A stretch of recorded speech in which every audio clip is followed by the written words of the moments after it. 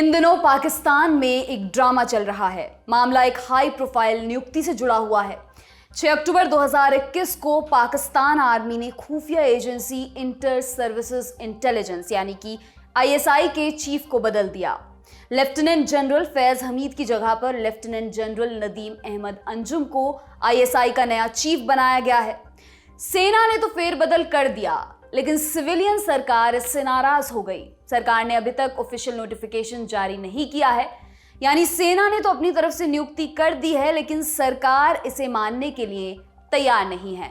प्रधानमंत्री इमरान खान की नाराजगी का कारण भी वाजिब है। ISI चीफ की नियुक्ति का एक तय नियम है। सेना अपनी तरफ से 3 नामों की छटनी करती है, फिर इन नामों को प्रधानमंत्री के पास भेजा जाता है। प्रधानमंत्री उनमें से बेस्ट कैंडिडेट को पद पर नियुक्त करते हैं, लेकिन इस दफा नियमों को किनारे कर दिया गया। सेना ने प्रधानमंत्री की सहमति की कोई जरूरत नहीं समझी। पाक सरकार के प्रतिनिधि दावा कर रहे हैं कि सेना और प्रधानमंत्री के बीच सब चंगा चल रहा है, लेकिन पर्दे के पीछे हाई प्रोफाइल मीटिंग्स का दौर जारी है। इन मीटिंग्स में तनाव को कम करने की कोशिश की जा रही है। प्रधानमंत्री इमरान खान और सेना के बीच चल रही तकरार की पूरी कहानी क्या है? इस घटना की वजह से इमरान खान की कुर्सी पर खतरा क्यों मंडरा रहा है? और बताएंगे ISI का इतिहास क्या है। नमस्कार, मेरा नाम है दिव्यांशी और आप देख रहे हैं दी लल्लन टॉप का इंटरनेशनल खबरों का डेली बुलेटिन दुनियादारी। Spying is an art of remaining unknown, यानी जासूसी अज्ञात बने रहने की कला है। आमतौर पर खुफिया एजेंसियां अपने काम को छिपा कर रखती हैं। उनका काम पर्दे के पीछे चलता है। वे अपने देश की आंतरिक राजनीति में हस्तक्षेप नहीं करती। आम जनता को इन एजेंसियों के बारे में बहुत कम जानकारी होती है। एक तरह से वे अदृश्य गेम चेंजर्स की भूमिका में होते हैं, लेकिन इनमें से कोई भी तथ्य पाकिस्तानी खुफिया एजेंसी ISI पर लागू नहीं होता। भारत के विभाजन के समय खुफिया जानकारियां जुटाने का काम इंटेलिजेंस ब्यूरो का था। विभाजन के बाद दोनों मुल्कों में IB ने नए सिरे से काम करना शुरू किया। IB में पुलिस वालों को नियुक्त किया जाता था। इसका मुखिया एक वरिष्ठ पुलिस अधिकारी होता था। साल 1947-48 में कश्मीर के मसले पर भारत और पाकिस्तान के बीच पहला युद्ध हुआ। इसमें पाकिस्तानी IB ठीक अक्षम साबित हुई थी। इसलिए तय हुआ कि एक ऐसी खुफिया एजेंसी बनाई जाए जिसका फोकस भारत पर हो। इसी मकसद को पूरा करने के लिए पाकिस्तान में ISI की स्थापना की गई। इसमें सेना के अलावा आम लोगों को भी शामिल किया गया। इसका पूरा ध्यान बाहरी खतरे से देश को बचाने पर था। पाकिस्तान में 1958 तक सिविलियन सरकार चली। उस समय की सिविलियन सरकार ISI की बजाय IB पर अधिक भरोसा करती थी। फिर 27 अक्टूबर 1958 की रात आई। उस रोज जनरल अयूब खान ने राष्ट्रपति इस्कंदर मिर्जा से ब्रेकअप कर लिया। जनरल साहब ने कहा, अब हम साथ काम नहीं कर सकते, आप यहां से कूच करिए।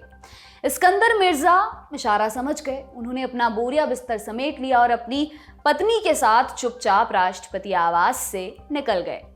अयूब खान को सिर पर चढ़ाने वाले खुद इस्कंदर मिर्जा ही थे। वजह थी अयूब खान की वफा की कस्में और चिकनी चुपड़ी बातें। लेकिन पाकिस्तान की राजनीति में वफादारी तलाशना मंगल पर पानी खोजने से भी अधिक मुश्किल है। इस्कंदर मिर्जा ये बात नहीं समझ पाए और एक घिसी पिटी परंपरा का पहला शिकार बने। आने वाले दिनों में और भी सत्ताधीशों ने वैसी ही गलतियां दोहराई और उसी तरह बेआबरू होकर रुखसत हुए। अयूब खान मिलिट्री से थे। ISI का अनुशासन भी मिलिट्री वाला ही था। अयूब खान को ये साथ रास नहीं आया। उन्होंने ISI का इस्तेमाल अपने फायदे के लिए करना शुरू कर दिया। अयूब खान ISI के जरिए अपने विरोधियों पर नजर रखने लगे। उन्हें जिससे खतरा नजर आता उसे रास्ते से हटा दिया जाता था। उसी दौर में पूर्वी पाकिस्तान, अब बांग्लादेश में स्वायत्तता की मांग को लेकर आंदोलन शुरू हुआ। पश्चिमी पाकिस्तान में बैठे सत्ताधीशों ने आंदोलन को कुचलने की योजना बनाई। उन्होंने IB में काम कर रहे बंगाली अधिकारियों को पदमुक्त कर दिया। उनकी जगह पर ISI को मोर्चा संभालने के लिए कहा गया। इस तरह से ISI एक्सटर्नल एजेंसी के तौर पर काम करने के बजाय इंटरनल पॉलिटिक्स में शामिल हो गई। वो राजनेताओं, पत्रकारों, आलोचकों आदि पर नजर रखने लगी। 1971 के भारत पाक युद्ध में पाकिस्तान की करारी हार हुई। पूर्वी पाकिस्तान अलग होकर बांग्लादेश बन गया। इस युद्ध की हार का ठीकरा शराबी और अय्याश राष्ट्रपति याह्या खान पर फूटा। उन्हें कुर्सी छोड़नी पड़ी। फिर पाकिस्तान की सत्ता में जुल्फिकार अली भुट्टो की एंट्री हुई। उन्होंने पाकिस्तान का संविधान बनाया। 1973 में भुट्टो प्रधानमंत्री बन गए। उन्होंने भी आईएसआई का इस्तेमाल अपने फायदे के लिए किया। कहते हैं कि भुट्टो बड़े शौक से अपने करीबियों के फोन टैप कराते थे। फिर ऐसे लोगों को मिलने के लिए बुलाया जाता था, उनके सामने ही टेप बजाया जाता और फिर उनसे इस्तीफा ले लिया जाता था। 1977 के चुनाव में भुट्टो ने आईबी और आईएसआई से इलेक्शन का काम करवाया था। ये एजेंसियां चुनाव में खड़े होने वाले कैंडिडेट्स का बायोडेटा बनाती थी, साथ ही उनके जीतने की संभावना का विश्लेषण भी करती थी। भुट्टो चुनाव तो जीत गए लेकिन अपनी कुर्सी नहीं बचा पाए। उनके भरोसेमंद जनरल जिया उल हक ने उनकी कुर्सी खिसका दी। जनरल जिया ने संविधान को अस्थायी तौर पर भंग कर दिया। बाद में उन्होंने भुट्टो को फांसी पर चढ़वा दिया। जनरल जिया ने भी पुरानी परंपरा का पालन किया। उन्होंने आईएसआई के सहारे भुट्टो की पाकिस्तान पीपुल्स पार्टी यानी कि पीपीपी को काबू में करने की कोशिश भी की। पिता के तख्ता पलट के बाद बेनजीर भुट्टो को जेल में बंद कर दिया गया। 1984 में उन्हें रिहा किया गया। इसके बाद वो लंदन में निर्वासन में रहने लगी थी। जनरल जिया के कहने पर आईएसआई ने बेनजीर के घर के बाहर अपने जासूस बिठा रखे थे। फिर एक दिन बेनजीर को शक हुआ। उन्होंने स्कॉटलैंड यार्ड से इसकी शिकायत की। इसके बाद ही उनके घर के बाहर से आईएसआई का पहरा हटा था। बेनजीर 1986 में पाकिस्तान वापस लौटी। उन्होंने पीपीपी की कमान संभाली और उसे पूरी तरह रिवाइव कर दिया। 1988 में आम चुनाव होने थे। जनरल जिया को डर था कि बेनजीर चुनाव जीत लेंगी। जनरल जिया ने उस समय आईएसआई के डायरेक्टर जनरल हामिद गुल को मिलने के लिए बुलाया। इस मुलाकात के कुछ समय बाद इस्लामी जमहूरी इत्तेहाद यानी कि आईजेआई की स्थापना की गई। ये 9 पार्टियों का समूह था जिसे आईएसआई का फुल सपोर्ट था। इस सपोर्ट के बावजूद पीपीपी चुनाव जीत गई। बेनजीर भुट्टो किसी इस्लामिक राष्ट्र की पहली महिला प्रधानमंत्री बनी। बेनजीर भुट्टो के पास सत्ता आई थी मगर शक्ति नहीं। उन्हें मिलिट्री लीडरशिप की कई शर्तें भी माननी पड़ी। इनमें से एक शर्त ये थी कि आईएसआई चीफ के पद से हामिद गुल को नहीं हटाया जाएगा। 1989 में बेनजीर भुट्टो का हामिद गुल के साथ टकराव हुआ। बेनजीर ने गुल को बर्खास्त कर दिया। आईएसआई चीफ की कुर्सी पर वो अपने विश्वास पात्र को ले आईं। इससे पहले कि नए चीफ ऑफिस में दाखिल होते सारे अहम कागजात आईएसआई के हेडक्वार्टर से उठाकर सेना मुख्यालय में पहुंचा दिए गए। बेनजीर ने 2 सालों तक शासन किया। हालांकि उनकी कुर्सी कभी सलामत नहीं रही। आईएसआई ने उनका फोन टैप करना जारी रखा। इसी टैपिंग के दम पर विपक्षियों को साथ मिलाया गया और दूसरी कोशिश में उनकी सरकार को गिरा दिया गया। 2012 में हामिद गुल ने एक इंटरव्यू में आईजेआई को बनाने की जिम्मेदारी ली थी। उन्होंने कहा था कि इसके लिए वो कोई भी मुकदमा झेलने के लिए तैयार हैं। हामिद गुल ने यह भी कहा था कि नेता सेना को कंट्रोल नहीं कर सकते, सेना ने खुद अपने ऊपर नियंत्रण लगाया हुआ है। पाकिस्तान की राजनीति में आईएसआई का दखल बढ़ा ही है। अब वो सेना के इशारे पर सिविलियन सरकार की जासूसी करती है। ये तो हुई डोमेस्टिक एक्शन की बात। आईएसआई का पड़ोसी देशों की अस्थिरता में भी बड़ी भूमिका रही है। इसका सबसे बड़ा उदाहरण पाकिस्तान है। पूर्व आईएसआई चीफ हामिद गुल ने कुछ बरस पहले एक टीवी प्रोग्राम में कहा था, जब इतिहास लिखा जाएगा तब कहेंगे कि आईएसआई ने अमेरिका की मदद से सोवियत यूनियन को शिकस्त दे दी। फिर एक जुमला होगा, आईएसआई ने अमेरिका की मदद से अमेरिका को शिकस्त दे दी। ये कैसे हुआ, ये भी आपको बताते हैं। 1979 में सोवियत संघ ने अफगानिस्तान पर हमला किया। वो कोल्ड वॉर का दौर था।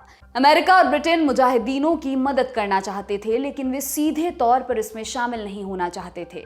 इसलिए CIA और MI6 ने आईएसआई को पुल बनाया।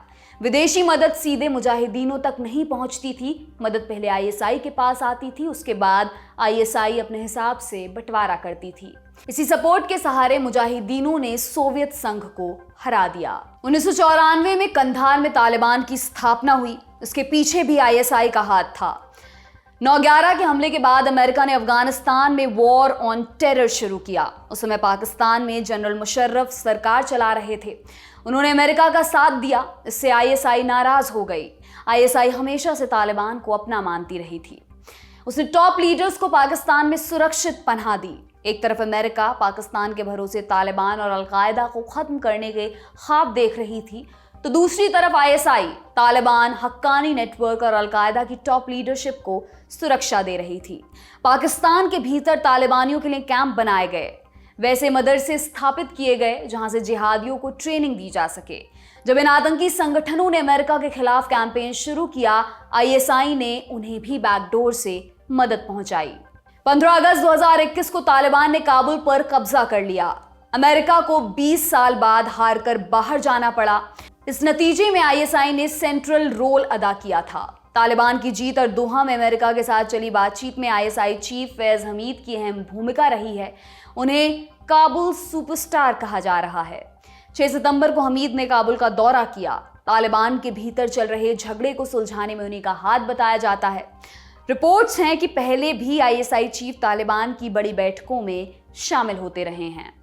इसके अलावा आईएसआई पीओके में आतंकियों के लिए ट्रेनिंग कैंप चलाने और आतंकियों को शह देने के घटिया खेल में भी शामिल रहा है।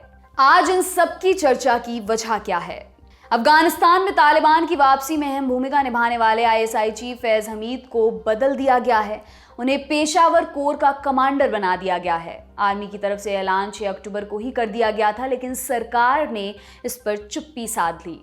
कहा जा रहा था कि फैज हमीद अगले साल अप्रैल तक आईएसआई चीफ बने रहेंगे। अभी अफगानिस्तान का मामला पूरी तरह सुलझा नहीं है, इसलिए प्रधानमंत्री इमरान खान चाहते थे कि फैज हमीद अपने पद पर काम करते रहें।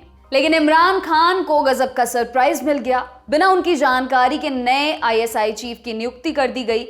इसलिए प्रधानमंत्री कार्यालय ने इस नियुक्ति पर चुप्पी साध ली। उन्होंने नियुक्ति की मंजूरी ही नहीं दी। कयास ये लगने लगे कि सेना ने इमरान खान को उनकी हैसियत याद दिला दी है। ये भी कहा गया कि सेना जल्दी ही तख्ता पलट कर सकती है। होते होते 11 अक्टूबर आ गया। उस रोज इमरान खान की chief of army staff general Qamar Javed Bajwa से लंबी मीटिंग हुई। इस मीटिंग के बारे में कोई बताने के लिए तैयार नहीं था। जब सरकार पर दबाव बढ़ा, तब सूचना मंत्री फवाद चौधरी सामने आए। उन्होंने मीटिंग की बात स्वीकारी। उन्होंने कहा कि प्रधानमंत्री और सेना के बीच सब ठीक चल रहा है। दोनों के रिश्ते मधुर हैं। कोई भी एक दूसरे की गरिमा को नीचे नहीं गिराएगा। आईएसआई चीफ की नियुक्ति नियमों के हिसाब से ही होगी। 13 अक्टूबर को चौधरी ने ट्वीट किया कि चीफ ऑफ आर्मी स्टाफ और प्रधानमंत्री के बीच बातचीत का दौर पूरा हो गया है। जल्दी ही नई नियुक्ति की प्रक्रिया शुरू हो जाएगी। हालांकि अभी ये तय नहीं हुआ है कि पीछे कौन हटेगा। प्रधानमंत्री नदीम अंजुम की नियुक्ति को मंजूरी देते हैं या सेना प्रधानमंत्री के हिसाब से नई नियुक्ति करती है, ये देखना बेहद दिलचस्प होगा। जानकारों का कहना है कि इमरान खान को ये गुमान हो गया था कि वो जनता के द्वारा चुनकर आए हैं। उनकी सलामती के पीछे सेना की कोई भूमिका नहीं है। सेना ने इस एपिसोड के जरिए इमरान खान को सच्चाई से रूबरू करा दिया है। पाकिस्तान में प्रधानमंत्री का कार्यकाल 5 वर्षों का होता है। पाकिस्तान के इतिहास में किसी भी प्रधानमंत्री ने ये मुकाम हासिल नहीं किया है। या तो कुर्सी पर रहते ही उनकी हत्या हो गई या किसी सैन्य तानाशाह ने उनका तख्ता पलट कर दिया। इमरान खान के कार्यकाल का ये 4था साल है। अगर वो अपना कार्यकाल पूरा करने में कामयाब रहे तो ये ऐतिहासिक होगा, लिटरली। पाकिस्तान वाले चैप्टर को यहीं पर विराम देते हैं। अब चलते हैं एक दूसरी समस्या की तरफ। इससे लगभग पूरी दुनिया परेशान चल रही है। दुनिया भर में इस समय इस्तीफों का दौर चल रहा है। लोग अपनी जमी जमाई नौकरियां छोड़ रहे हैं। इसमें हर उम्र और हर रैंक के कामगार शामिल हैं। कोरोना महामारी के दौरान जब लॉकडाउन लगाया गया, उस समय अधिकांश चीजें ठप पड़ गई थी। उस दौरान नौकरियों का अकाल पड़ गया था। कंपनियों ने सालों से काम कर रहे कर्मचारियों को एक झटके में निकाल दिया। अब महामारी का प्रभाव धीमा पड़ने लगा है। दुनिया खुल रही है, बिजनेसेस खुल रहे हैं, नई संभावनाएं और रोजगार के नए अवसर पैदा हो रहे हैं। कंपनियां हर संभव कोशिश कर प्रशिक्षित लोगों को भर्ती करने की कोशिश कर रही हैं, लेकिन अब उन्हें लोग नहीं मिल रहे हैं। समस्या यहीं तक सीमित नहीं है। पहले से काम कर रहे कर्मचारी भी बड़ी संख्या में इस्तीफा दे रहे हैं। प्रशिक्षित लोगों में अब नौकरी को लेकर डर का माहौल नहीं है। इसके चलते कंपनियां परेशान चल रही हैं। इस घटना को द ग्रेट रेजिग्नेशन का नाम दिया गया है। द ग्रेट रेजिग्नेशन के पीछे की पूरी कहानी क्या है, इसके मुख्य कारण क्या हैं और आने वाले दिनों में इसका क्या प्रभाव पड़ सकता है, सब कुछ बताते हैं। द ग्रेट रेजिग्नेशन टर्म पहली बार 2019 में टेक्सास के एक प्रोफेसर एंथनी क्लॉस ने उछाला था। उन्होंने भविष्यवाणी की थी कि आने वाले समय में लाखों की संख्या में लोग अपनी नौकरी से पलायन करेंगे। उनका कहा अब सच साबित हो रहा है। अगस्त 2021 में अमेरिका में 43 लाख लोगों ने नौकरी छोड़ दी। इस समय अमेरिका में 1 करोड़ से अधिक वैकेंसीज हैं। अल जजीरा की रिपोर्ट के अनुसार 51% बिजनेस मालिक स्टाफ्स की भर्ती नहीं कर पाए हैं। सबसे बुरी हालत होटल और रेस्टोरेंट बिजनेस की है। अगस्त में इस क्षेत्र से लगभग 9 लाख लोगों ने जॉब छोड़ दी। ऐसा नहीं है कि ये हालात सिर्फ अमेरिका में हैं। ऑस्ट्रेलिया, यूरोप और एशिया के कई देश भी इसी संकट से जूझ रहे हैं। जानकारों का कहना है कि देर सवेर ये लहर हर देश में पहुंचेगी। द ग्रेट रेजिग्नेशन की वजहें क्या हैं? पहली वजह है प्राथमिकताओं में बदलाव। कोरोना महामारी धीमी पड़ने के बाद संस्थान अपने लोगों को वापस ऑफिस बुला रहे हैं। लोग अब फिर से रूटीनशुदा जीवन जीना नहीं चाहते, उन्हें लचीलापन चाहिए। वे विवश होकर 9 से 5 की जॉब करने के लिए तैयार नहीं हैं। महामारी ने लोगों को परिवार के साथ समय बिताने का मौका दिया, उन्हें रिश्तों की अहमियत समझाई। अब लोग इसे न्यू नॉर्मल मानकर जीना चाहते हैं। महामारी के बाद उनके पास ऑप्शंस की कमी नहीं है, इसलिए वे आसानी से नौकरी छोड़ने का जोखिम उठा पा रहे हैं। दूसरी वजह है कंपनियों का बर्ताव। कोरोना महामारी के दौरान भारी संख्या में छटनी की गई।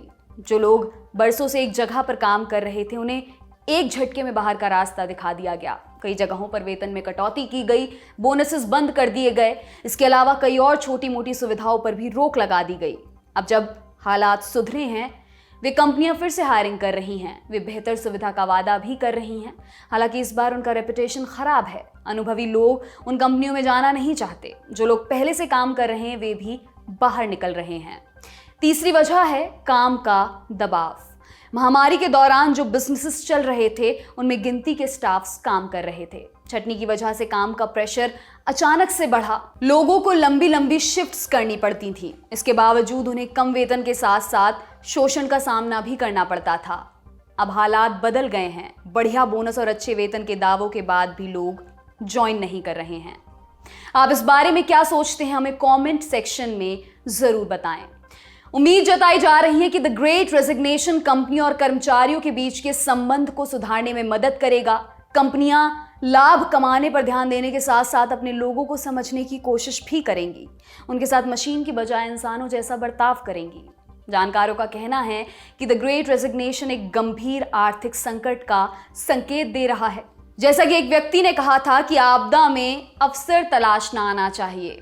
कंपनियों के सामने अवसर है कि वे अपनी कमियों को बड़े दिल के साथ स्वीकारें और उसे दूर करें। एक बेहतर और खुशहाल भविष्य के लिए ये बेहद ज़रूरी है।